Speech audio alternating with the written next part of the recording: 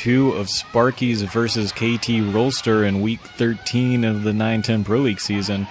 And this is going to be HoGil versus Flash in another incredibly statistically lopsided match. HoGil being 35% versus Terran, while Flash, much like every other matchup he can be, is about 70% when raised against Zerg. Flash being almost unquestionably the best player in the world right now. The only player to make it as far as he has in both the OSL and MSL this round. And getting into the OSL finals, I actually haven't seen that. That has happened now. I was not quite able to stay awake long enough to watch it live, but probably after I cast these videos, maybe tomorrow. I don't know. Sometime soon I'm about to watch those and find out how Flash fares, but honestly I have a lot of faith in him, especially against somebody like Movie, who is new. He's definitely not bad, just new, and Flash is just amazing. Anyways, enough about Flash being amazing. Well, probably not enough. You might hear a little bit more of that. But he's going to be playing against HoGil, who is 2-5 this season and has really not lived up to his upsetter status from last year. And really, that's what Sparkyz has been hoping for him, is that he's just going to be able to come in and get a few upset wins. But, you know, honestly, he's not doing all that terribly. I'm going to try to make a small defense for HoGil. Sorry, by the way, this is HoGil as the yellow Zerg in the southeast, and that is Flash, of course, as the red Terran in the northwest. It looks like a 12 hatchery build for HoGil coming out. This map is Fighting Spirit, which is pretty even. It looks like 12-10 at the moment, and TVZ slightly favoring Terran, but that's not too bad.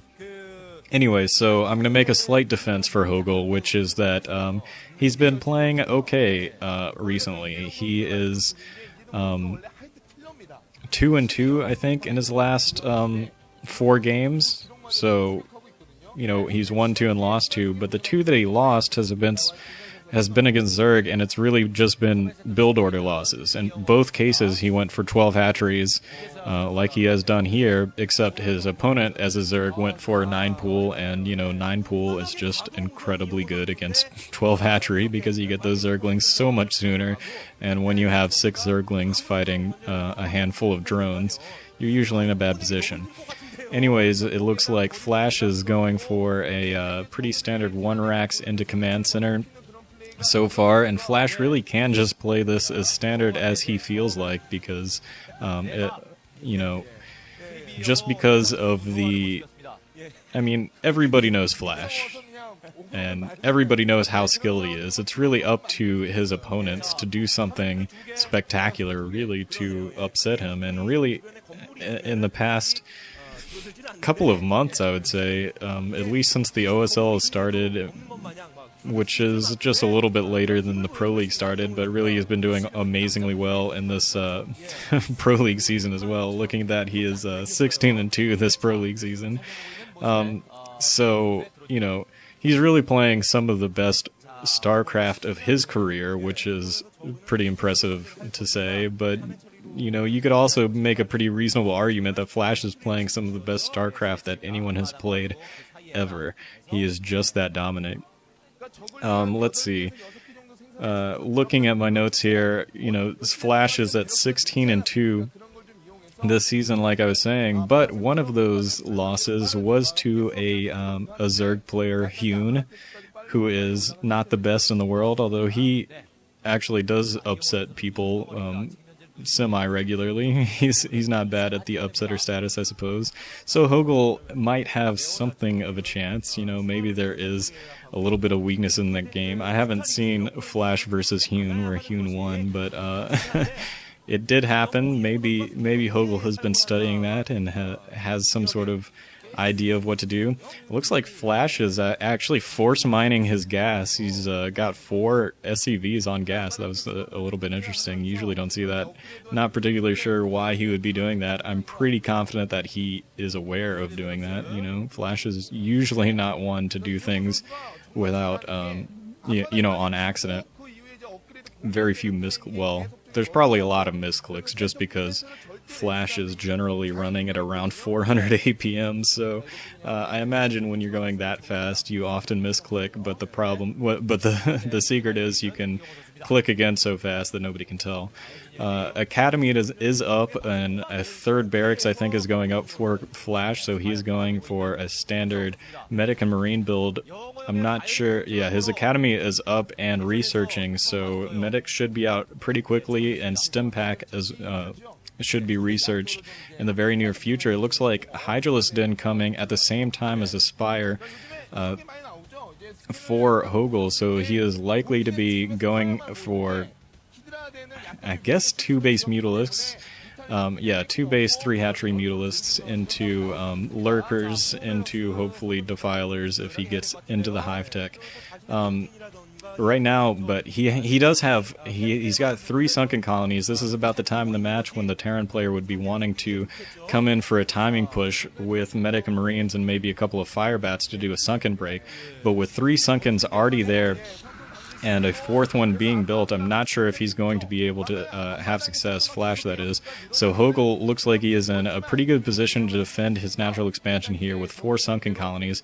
There are, it's actually a pretty sizable timing attack force coming from Flash. He has 2 fire bats, 2 marines coming in as reinforcements to that first control group of medic marines, and he has actually a couple of more marines coming in as well, so it looks like he is pretty determined to commit to this.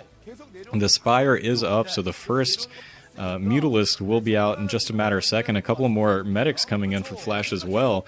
So he is actually building quite a big force here to come in for this possible sunken break. He still hasn't made an actual attempt to go in for that.